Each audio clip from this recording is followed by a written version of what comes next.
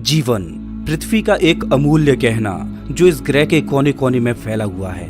क्या आकाश, क्या जल, क्या थल, पृथ्वी पर हर जगह जीवन थिरक रहा है। पृथ्वी के सबसे जटिल प्राणियों में से एक हम इंसानों का आज इस ग्रह पर वर्चस्व है। पृथ्वी की बाकी सभी प्रजातियां अभी भी अपना भोजन ढूंढकर उसे खाने में मग्न हैं, लेकिन हम इंसान सारी बेड़ियों को तोड़ दूसरे ग्रहों पर भी जाने का दमखम रखते हैं। वैज्ञानिक कहते हैं कि पृथ्वी पर जीवन का मूल बीज तो एक ही था। उसी मूल बीज से क्रमिक विकास के चलते जीवन की अलग अलग शाखाएं निकलती गईं और आज हम इंसान जीवन रूपी इसी विशालकाय वृक्ष की एक छोटी सी शाखा मात्र हैं। हम इंसानों को आज का इंसान बनने में 4 अरब सालों का वक्त लगा है। आज हम इंसानों का इस ग्रह पर वर्चस्व न होता अगर हमारे पूर्वज प्रकृति की मार को सहते हुए नेचुरल सिलेक्शन को न अपनाते। नेचुरल सिलेक्शन प्रकृति का एक बेरहम नियम है। जो शक्तिशाली होता है वही अपनी पीढ़ी को आगे बढ़ा सकता है और कमजोर को ये प्रकृति स्वीकार नहीं करती। नेचुरल सिलेक्शन को कछुओं के इन बच्चों से समझते हैं।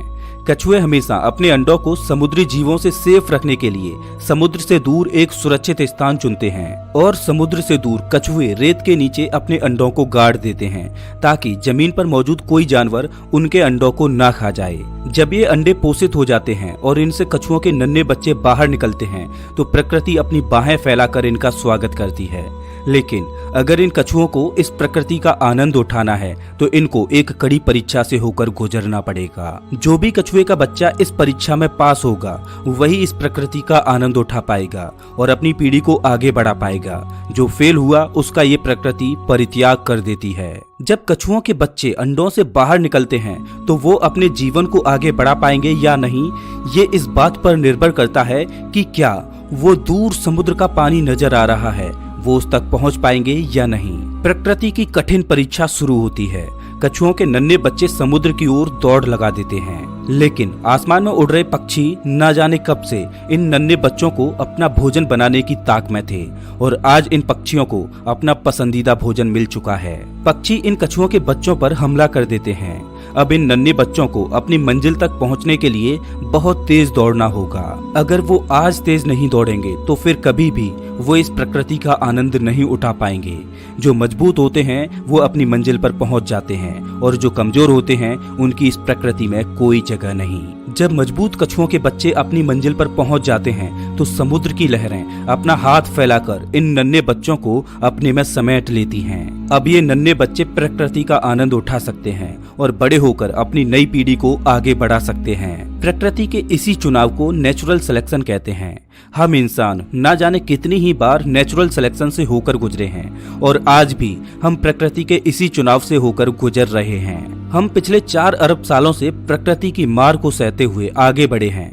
हमने ना जाने कितनी ही बार महाप्रलयों को देखा है, ना जाने कितनी ही प्रजातियों को विलुप्त होते हुए देखा है, लेकिन जीने की जिद हमने कभी नहीं छोड़ी और इसी जीने की जिद्दोजहद के चलते हमारा जीवन का सफर बहुत ही रोमांच से भरा रहा है। दोस्तों, आज की इस वीडियो में हम सफर करने वाले हैं अपने अतीत में। हम जानेंगे कि कैसे सिंगल सेल से आज की ये जटिल लाइफ बनी, कैसे हमने प्रकृति के नेचुरल सिलेक्शन को अपनाया, वो कौन सी घटनाएं थीं जिनके घटने से आज हमारा ये जीवन यहाँ तक पहुँच पाया और इवोल्यूशन यानी कि क्रमिक विकास ने कैसे हमें आज का इंसान बनाया। नमस्कार दोस्तों, मैं हूँ श्याम तोमर। स्वागत करता हूँ आपका इस वीडियो में। अभी से 4 अरब साल पहले हमारी पृथ्वी का माहौल नर्क की तरह था।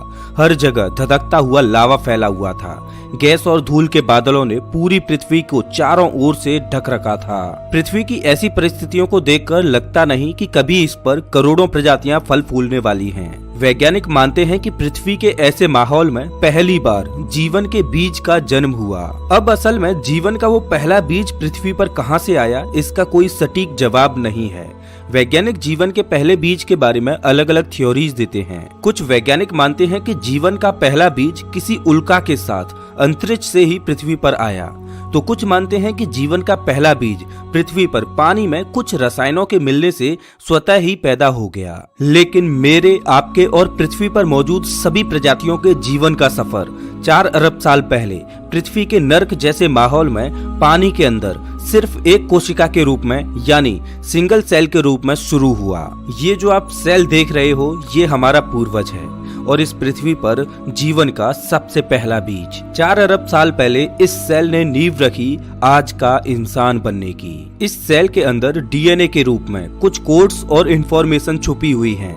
इस सेल में मौजूद जीन्स इंफॉर्मेशन को बाहर भेज सकते हैं। तकरीबन 50 करोड़ सालों तक पृथ्वी पर जीवन सिंगल सेल के रूप में ही बना रहा और 50 करोड़ सालों के बाद जीवन ने एक नया मोड़ लिया।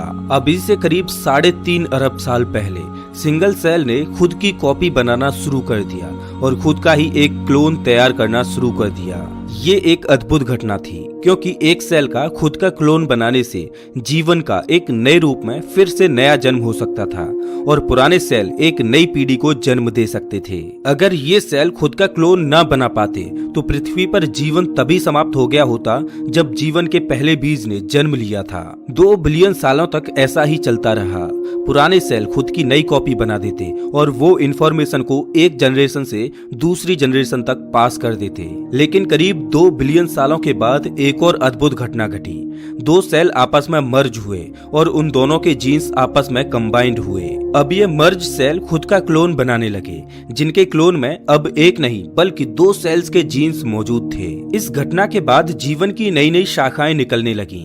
इन सेल्स में म्यूटेशन होने लगा और मल्टी सेलुलर ऑर्गेनिज्म पनपने लगी।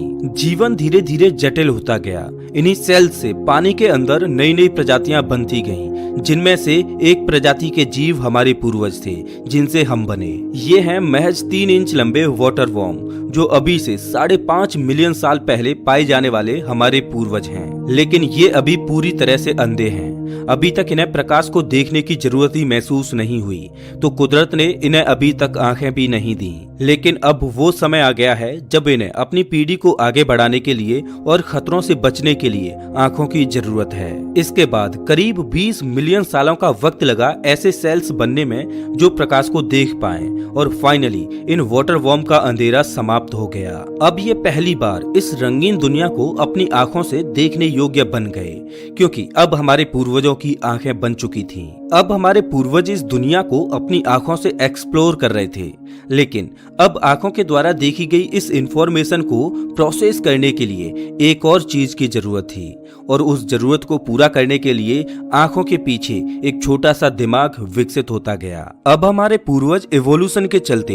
एक वर्म न रहकर एक मछली के आकार जैसे बन गए। हमारा दिमाग अब छोटे मोटे सिंपल डिसीजंस ले सकता था, इंफॉर्मेशन को प्रोसेस कर सकता था। लेकिन जैसा कि मैंने आपको अभी बताया था कि सेल्स में म्यूटेशन की वजह से कई तरह की प्रजातियां बनती गईं, जिनमें से कुछ खतरनाक भी थीं और ऐसी ही खतरनाक प्रजातियों से अब हमें खतरा था। अगर हमें जीवित बचकर नेचुरल सिलेक्शन का हिस्सा बनना है तो हमें इन खतरनाक जीवों से बचना होगा। और इवोल्यूशन ने अपना काम किया। समुद्र के पानी में सरवाइव करने के लिए हमारी चमड़ी अब कठोर हो चुकी थी, हमारे जबड़े और मजबूत दांत भी बन चुके थे। अब छोटे मोटे शिकारियों से हम अपनी रक्षा कर सकते थे। अभी से 375 मिलियन साल पहले हम एक आर्मर्ड फिश बन चुके थे। हमारी लंबाई तकरीबन 1 फुट थी और हमारा भोजन छोटी छोटी मछलियां थीं। लेकिन अभी भी समुद्र पर राज तो किसी और का ही चल रहा था। अब हमारे पास सिर्फ 2 ही रास्ते थे, या तो इन समुद्री मॉन्स्टर्स का भोजन बन जाएं और अपनी जर्नी को यहीं समाप्त कर दें, या फिर सरवाइव करने के लिए कोई और रास्ता चुनें। और हमने चुना उथला पानी। उथले पानी में समुद्री मॉन्स्टर्स नहीं आ सकते थे, लेकिन यहाँ पर भी एक समस्या थी। यहाँ पर ऑक्सीजन की कमी थी। अपने आप को बचाने के लिए अभी से करीब 375 मिलियन साल पहले हमने कुछ ऐसा किया जिसको इससे पहले किसी भी मछली ने नहीं किया था। हमने पहली बार अपना मुंह पानी से बाहर निकाला और पहली बार हवा को अपनी सांसों में खींचा। अब जो हवा हम खींच रहे थे उसके लिए हमारे शरीर में एक नए ऑर्गन का विकास हुआ, हमारे फेफड़ों का। अब हम इक्थियोस्टेगा बन चुके थे। अब हम हवा और पानी दोनों की सांसें ले सकते थे। अब हमारे पास लंग्स और गिल्स दोनों ही थे। आज के समय में हमारे गिल्स पूरी तरह से खत्म हो चुके हैं, क्योंकि अब हमें गिल्स की कोई जरूरत नहीं पड़ती और हम केवल केवल लंग्स के सहारे ही जिंदा रह सकते हैं, लेकिन अभी भी गिल्स की मैकेनिज्म हमारी बॉडी में बनी हुई है, जिससे कभी कभी हमें हिचकियां आती हैं। अभी से 365 मिलियन साल पहले हमने अपने सिर को पानी से बाहर निकाला और एक नई दुनिया को एक्सप्लोर करने चले। हमारे सामने पानी से बाहर जमीन पर एक खूबसूरत दुनिया नजर आ रही थी और पहली बार हम पानी से निकलकर जमीन पर आए, जहां एक नई दुनिया हमारा इंतजार कर रही थी। ये वो अद्भुत पल था जब हमने नए जीवन की खोज में पानी को छोड़ जमीन को चुना था। यहाँ हमारे लिए खाना भी था और सांस लेने के लिए हवा भी थी। एक थियोस्टेगा वो मछली थी जो पानी से बाहर निकली थी, लेकिन यहाँ पर सूर्य की रोशनी तेज थी, तो उसको सहन करने के लिए हमारी चमड़ी और मोटी होती गई। अब हमने जमीन पर जीना सीख लिया था। हमारे पूर्वज अपने वंश को आगे बढ़ाने के लिए अंडों को जन्म देते और कुछ दिन बाद उनसे नवजात बच्चे निकलते और धरती की ये नई दुनिया उनका स्वागत करती।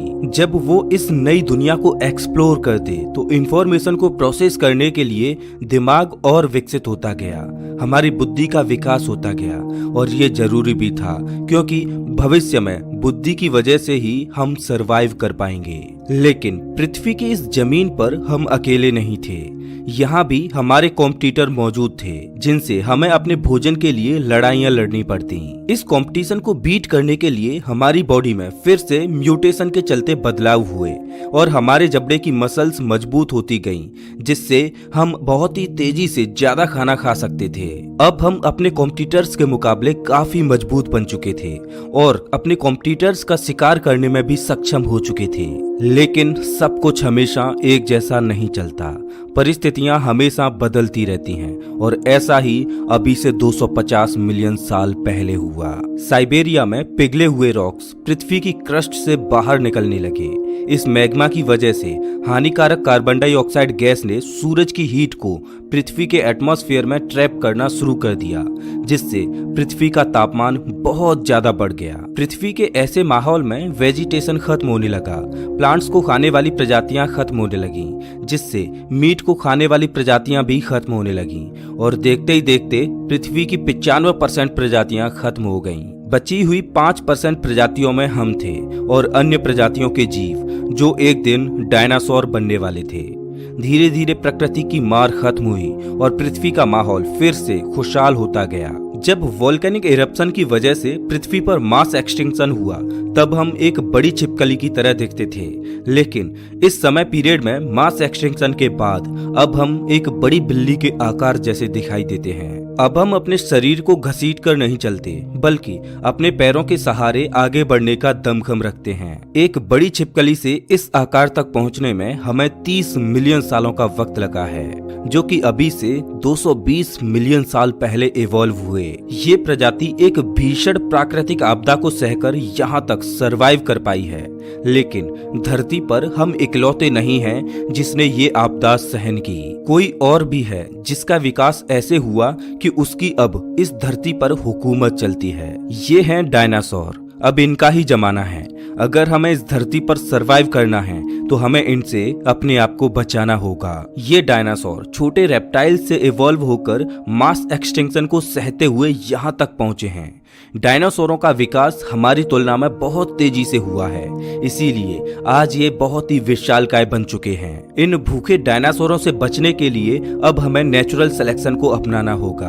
हमें ऐसा बनना होगा कि हम इनकी नजरों से छुप सकें और करोड़ों सालों तक छुपन छुपाई का खेल खेलते हुए अभी से 66 मिलियन साल पहले नेचुरल सिलेक्शन के चलते हमारा साइज छोटा होता गया और हम एक छछूंदर की तरह दिखने लगे। हम जमीन के अंदर बिल बनाकर अपने आप को छुपाने लगे। अब हमें डायनासोरों के द्वारा देख पाना आसान नहीं था। हमारे शरीर पर घने बाल थे, तो जब भी हमें सर्दी लगती तो हमारे बाल खड़े हो जाते, जिससे हवा हमारे बालों में कैद हो जाती, जो इंसुलेशन का काम करती और हमें ठंड से बचाती। आपने देखा होगा कि सर्दियों में आज भी हमारे रोंगटे खड़े हो जाते हैं। हालांकि अब हमें इनकी कोई जरूरत नहीं पड़ती। तो अब हमारे शरीर पर बाल भी कम हैं, क्योंकि अब हम अपने अनुकूल वातावरण बना सकते हैं और आर्टिफिशियल चीजों की मदद से वातावरण के अनुकूल अपने आप को ढाल भी सकते हैं। खैर, अब भी डायनासोरों का खतरा हमेशा ही बना रहता था, तो हमें चौकन्ना रहना होता था और जिससे पहले डायनासोर हमें देखें उससे पहले हमें उनका आभास होना चाहिए था। हमने एक बार फिर से नेचुरल सिलेक्शन को अपनाया और हमारी इंद्रियां और ज्यादा शार्प होती गईं। हमारे देखने, सुनने और डायनासोरों को सूंघने की क्षमता बढ़ती गई और इससे पहले डायनासोर हमें देखते हम चौकन्ने हो जाते। अब हमारा दिमाग और जटिल होता जा रहा था, क्योंकि अब हमें सिचुएशन के हिसाब से तुरंत फैसले लेने की जरूरत थी। अब इंसानियत का भविष्य इस छोटी सी प्रजाति पर डिपेंड है। अगर ये अपने छोटे से दिमाग और तेज सेंसेज का इस्तेमाल करने में फेल हुए तो हमारा कोई अस्तित्व नहीं। लेकिन इन्होंने इस बाधा को भी पार करना सीख लिया। हम इंसानों के लिए अगर कोई अच्छी चीज हुई है तो वो थे डायनासोर। उन्हीं की वजह से आज हमारे पास एक तेज दिमाग और पावरफुल सेंसेज हैं। इससे पहले हमारे पूर्वज अंडे दिया करते थे, लेकिन सिचुएशन कुछ ऐसी थी कि जहां खुद अपनी जान बचाने के लिए लेने के देने पड़ रहे थे, तो ऐसे माहौल में भला ये अपने अंडों की देखभाल कैसे करते। तो इन्होंने एक बार फिर से नेचुरल सिलेक्शन को अपनाया और कुदरत ने इन्हें एक और शक्ति दी। वो शक्ति थी एक जिंदा बच्चे को जन्म देने की। अब बच्चों का विकास शरीर के बाहर नहीं बल्कि शरीर के अंदर कोख में होने लगा और उन नन्हे बच्चों को भोजन देने के लिए हमारी स्वीट ग्लैंड्स विकसित होकर मेमोरी ग्लैंड में बदल गईं, जिससे अब हम इस काबिल हो गए कि अपने नन्हे बच्चों को दूध पिलाकर उनकी भूख शांत कर सकते थे। इस नेचुरल सिलेक्शन की वजह से अब हमारी प्रजाति का इस दुनिया में सरवाइव करना आसान हो गया। ये सिंगल सेल से इंसान बनने के सफर में हमारे लिए बहुत बड़ी उपलब्धि थी। इस छोटे से जीव से लगभग 4000 प्रजातियां विकसित हुईं, एक छोटे से चूहे से लेकर बड़ी व्हेल तक और हम इंसानों तक। यहाँ से मैमल्स का जमाना शुरू हो गया। लेकिन अभी भी पृथ्वी पर हुकूमत चल रही थी डायनासोरों की, लेकिन कुदरत के सामने किसी की भी नहीं चलती। अभी से 65 मिलियन साल पहले एक बार फिर से पृथ्वी पर महाविनाश की घटना घटी। एक माउंट एवरेस्ट के साइज की चट्टान अंतरिक्ष से तेज रफ्तार से आई और मेक्सिको के पास खाड़ी में जा टकराई। उस एस्ट्रॉयड के टकराने से पृथ्वी पर एक महाप्रलय आई। धूल के बादलों ने संपूर्ण पृथ्वी को चारों ओर से घेर लिया। इम्पैक्ट की वजह से जगह जगह पर ज्वालामुखी फटने लगे, पृथ्वी पर तीव्र भूकंप आने लगे। पृथ्वी पर तापमान इतना बढ़ गया कि इस पर चारों तरफ आग ही आग थी। वेजिटेशन जलकर ध्वस्त हो गया, डायनासोर जलकर राख में तब्दील हो गए। अकेले डायनासोर ही नहीं बल्कि अन्य बड़ी बड़ी प्रजातियों के जीव भी अपना दम तोड़ने लगे। ये प्रलय इतनी भयानक थी कि हमारे पास अब सरवाइव करने का सिर्फ एक ही चारा था, धरती में बिल बनाएं और उसमें छुपकर अपने आप को बचाएं। सौभाग्य से हम इस काम में काफी माहिर हो चुके थे और हमने ऐसा ही किया। पृथ्वी पर जितने भी भारी भरकम जानवर थे वो अब विलुप्त हो चुके थे। केवल छोटे छोटे जीव ही इस आपदा में सरवाइव कर पाए और सौभाग्य से हम उनमें से एक थे। इस महाप्रलय ने फिर से पृथ्वी की 95% से ज्यादा प्रजातियों को विलुप्त कर दिया। धूल, राख और धुएं के बादलों ने सूर्य की लाइट को ब्लॉक कर दिया। पेड़ पौधे खत्म हो गए। मेक्सिको की खाड़ी में शुरू हुई लोकल डिजास्टर कुछ ही पलों में एक महाप्रलय का रूप ले चुकी थी। लेकिन प्रकृति का एक नियम है, नवनिर्माण, और कोई भी नवनिर्माण हो उससे पहले पुराने निर्माण को खत्म होना होता है। इस महाप्रलय ने भीमकाय जानवरों को खत्म कर एक नई प्रजाति को इवॉल्व होने का मौका दिया और वो नई प्रजाति थी हम मैमल्स की। इस प्रलय में छोटे छोटे बग्स जैसे कि कॉकरोच आदि सरवाइव कर गए। अब हमारा भोजन केवल यही थे। इन्हें ही खाकर हमारे पूर्वजों ने अपनी भूख शांत की और अपने आप को जिंदा रख पाए। आज हम इस धरती पर हैं तो इसमें बहुत बड़ा हाथ इन कॉकरोचों का भी है, जिनको खाकर हमारे पूर्वज जिंदा रहे। अगर आप घर में कोई कॉकरोच देखें तो उसको थैंक यू जरूर बोलना, क्योंकि उन्हीं की वजह से आज हमारा अस्तित्व है। अब पृथ्वी पर मैमल्स डोमिनेट कर रहे थे। उस समय हमारा साइज केवल 6 इंच का था। धीरे धीरे पृथ्वी की परिस्थितियां फिर से बदली। महाप्रलय को अब 5 मिलियन साल बीत चुके थे। वनस्पति जीवन ने एक बार फिर से पृथ्वी को हरा भरा कर दिया। पेड़ों पर फल लगने लगे और पकने लगे, जिनमें वो सारे पोषक तत्व मौजूद थे जो हमें चाहिए थे। सीधी सी बात है, हम जितना खाना खाएंगे उतना ही लंबा जीवन जिएंगे। लेकिन परेशानी ये थी कि फल पेड़ों पर उगते थे और हम जमीन पर रहते थे। तो मदर नेचर ने एक बार फिर से हमें सेलेक्ट किया और नेचुरल सिलेक्शन की वजह से हमारा इवोल्यूशन कुछ ऐसे हुआ कि अब हम बंदरों की तरह पेड़ों पर चढ़कर उछल कूद कर सकते थे और पेड़ों पर लगे फलों को खा सकते थे। अभी से 56 मिलियन साल पहले हम पेड़ों की इस नई दुनिया के पूरी तरह वासिंदे हो चुके थे। अब हमें जमीन से कोई लेना देना नहीं रहा, क्योंकि एक पेड़ से दूसरे पेड़ पर उछल कूद कर हम अपना भोजन जुटा सकते थे। लेकिन हमारी दुनिया हमेशा ऐसी नहीं रहने वाली थी। आने वाले 10 मिलियन सालों तक पृथ्वी का टेम्परेचर शिफ्ट होने लगा, जंगल सूखते गए और छोटे होते गए, जिस वजह से खाने की किल्लत बढ़ने लगी। ऐसे में नेचुरल सिलेक्शन ने फिर से अपना काम किया। हमारी पूंछ गायब होती गई, हमारे हाथ लंबे होते गए, जिससे हम अपनी बाहों को स्ट्रेच करके फलों को आसानी से तोड़ सकते थे। हम हमेशा पेड़ों की डालियों से चिपके रहते थे। पृथ्वी के तापमान में आए बदलावों ने हमारे पूर्वजों को भी हमेशा के लिए बदल दिया। हम पृथ्वी के माहौल के हिसाब से ढलते गए और मदर नेचर हमें बदलती गई। लेकिन पृथ्वी का ये बदलाव यहीं नहीं रुका। अफ्रीकन और अरेबियन प्लेट्स खिंचने लगीं, जिससे ईस्ट अफ्रीकन रिफ्ट वैली का निर्माण हुआ और इसके किनारों पर 3,500 मील लंबी पर्वतमालाएं बनी। कभी इंडियन ओशियन से पैदा हुए बादल पूरे अफ्रीका में पानी बरसाते थे, लेकिन अब उन बादलों को ये पर्वतमालाएं रोक रही थीं, जिस वजह से अफ्रीका के उस क्षेत्र में सूखा पड़ने लगा, पेड़ खत्म होने लगे, जंगल खत्म होने लगे। लेकिन सबसे बड़ी परेशानी ये थी कि हमारे पूर्वज अफ्रीका के उसी भाग में फंसे हुए थे जहाँ सूखा थी। प्रकृति का ये बदलाव बहुत बड़ा था, क्योंकि अब हमें भोजन नहीं मिला तो हमारा सिंगल सेल से इतने कॉम्प्लेक्स जीव बनने तक का सफर यहीं खत्म हो जाएगा। अब हमें अपने आप को बचाने के लिए कुछ ऐसा करना होगा जैसा आज से पहले हमारे किसी भी पूर्वज ने नहीं किया था। अभी से 4.4 मिलियन साल पहले हम आर्टिपिथिकस रेमिडस थे। हम 4 फीट लंबे थे और हमारा दिमाग एक संतरे जितना बड़ा था। कभी यहाँ पर घना जंगल था, लेकिन अब एक आधी पेड़ नजर आते हैं।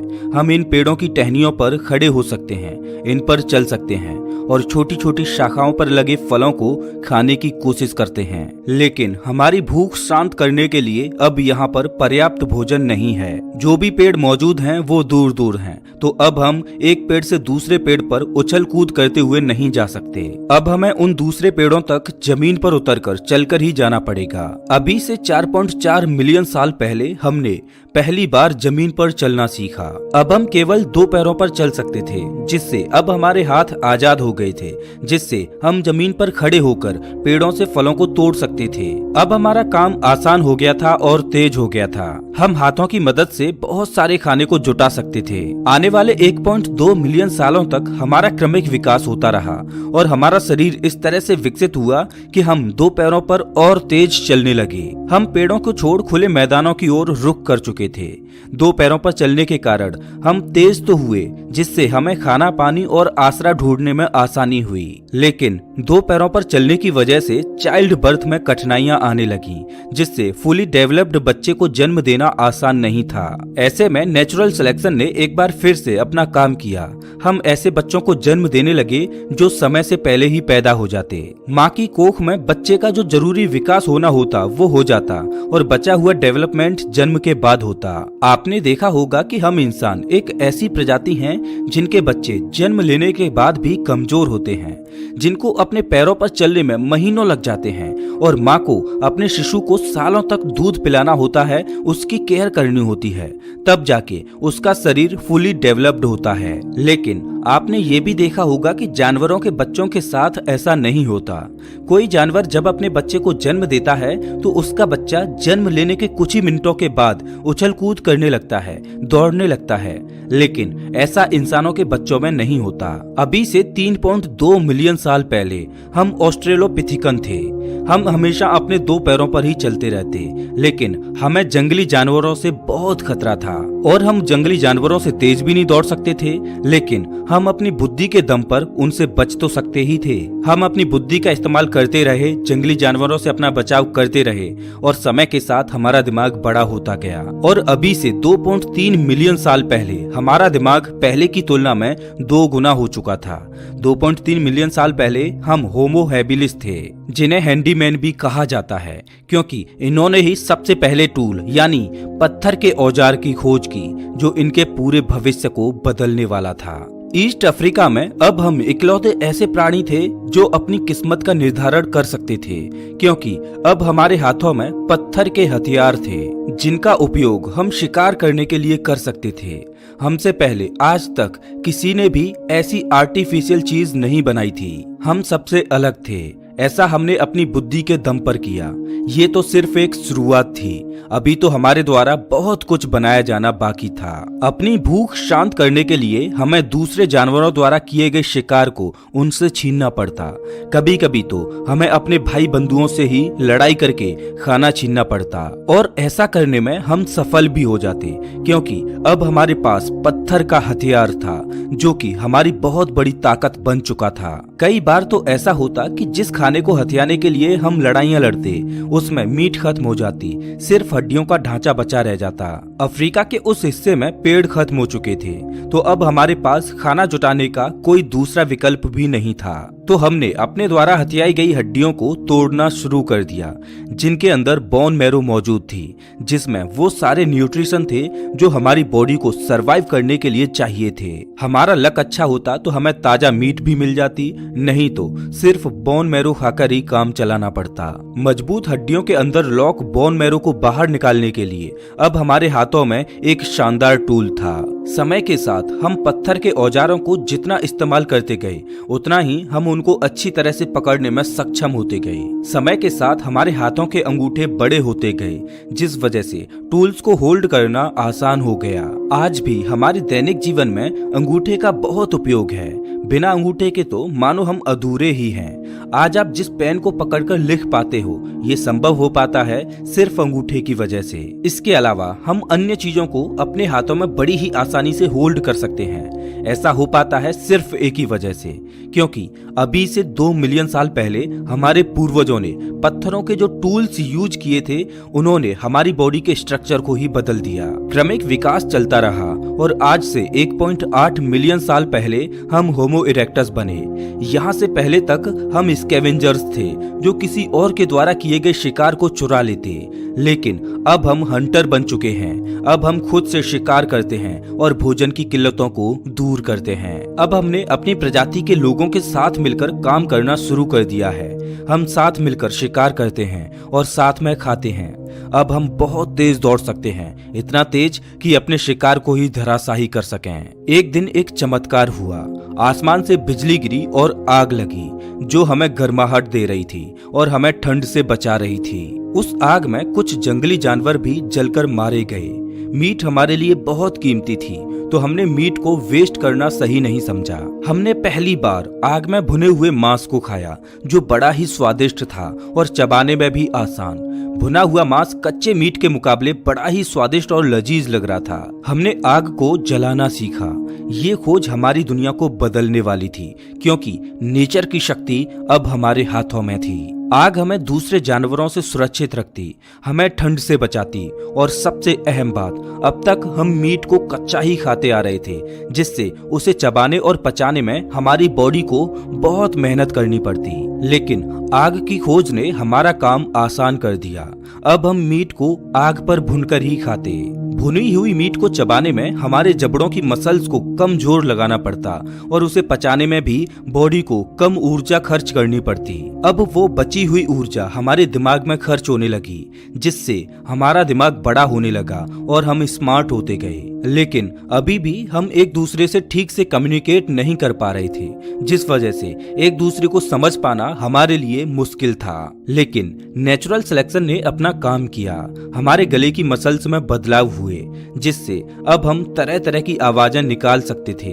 हम एक दूसरे से बोलकर कम्युनिकेट करने लगे। भाषा हमारे लिए बहुत बड़ा टूल साबित हुई। हमारे शरीर में यही एक पहेली बची हुई थी जिसको प्रकृति ने सुलझा दिया। अभी से 2 लाख साल पहले सिंगल सेल से जटिल लाइफ बनकर अरबों सालों तक सर्वाइवल की जंग लड़ते हुए हम आए। हम होमो सेपियंस, इस धरती के बुद्धिमान जीव जिनका दिमाग धीरे धीरे करके बहुत बड़ा हो चुका है। हम टूल्स का इस्तेमाल करते, भाषा का इस्तेमाल करते, हमने खेती करना सीखा, हमने पशुओं को पालना सीखा, हमने ग्रुप्स में रहकर गांवों और शहरों का निर्माण किया, हमने पहिए की खोज की, हमने रेल बनाई, हवाई जहाज बनाए, रॉकेट्स बनाए। कभी भोजन की तलाश में हमने पेड़ों को छोड़ जमीन पर अपना पहला कदम रखा था, लेकिन आज हम ज्ञान की भूख में चंद्रमा पर अपना पहला कदम रख चुके हैं। हमने संस्कृतियां बनाई, हम पृथ्वी के कोने कोने में फैल गए, हमने ज्ञान और विज्ञान को समझा। कभी हमें भोजन की भूख हुआ करती थी, लेकिन आज हमें ज्ञान और कुछ नया सीखने की भूख है। हमारी जर्नी शुरू हुई थी एक सिंगल सेल से, लेकिन आज हम बेहद जटिल और बुद्धिमान इंसान बन चुके हैं। सिंगल सेल से इवॉल्व होते हुए आज का बुद्धिमान इंसान बनने तक के सफर में हमने न जाने कितनी ही बार प्रकृति की मार को झेला, भीषण आपदाओं को झेला, लेकिन हमने जीने के लिए लड़ना कभी नहीं छोड़ा। हम सीखते गए और प्रकृति के बदलते हुए माहौल में ढलते गए। आज जीवन के इस सफर में हम बहुत आगे निकल आए हैं, लेकिन आज भी हम सीखते ही जा रहे हैं और अपनी आने वाली पीढ़ियों के साथ अपना अनुभव और ज्ञान शेयर करते जा रहे हैं। हमारे क्रमिक विकास का सफर यही खत्म नहीं होता। अभी तो हमें बहुत आगे जाना है, नई नई मुश्किलों का सामना करना है और अपनी सभ्यता को ब्रह्मांड के कोने कोने में फैलाना है। तो दोस्तों, ये था सिंगल सेल से इंसान बनने तक का सफर। वैसे आप हमारा ये वीडियो कौन से शहर से देख रहे हो, हमें कमेंट करके जरूर बताएं। अगर आपको ये वीडियो अच्छा लगा हो तो इसे लाइक करें और ऐसे ही वीडियोज के लिए चैनल को सब्सक्राइब करें, साथ ही बेल आइकॉन दबाएं।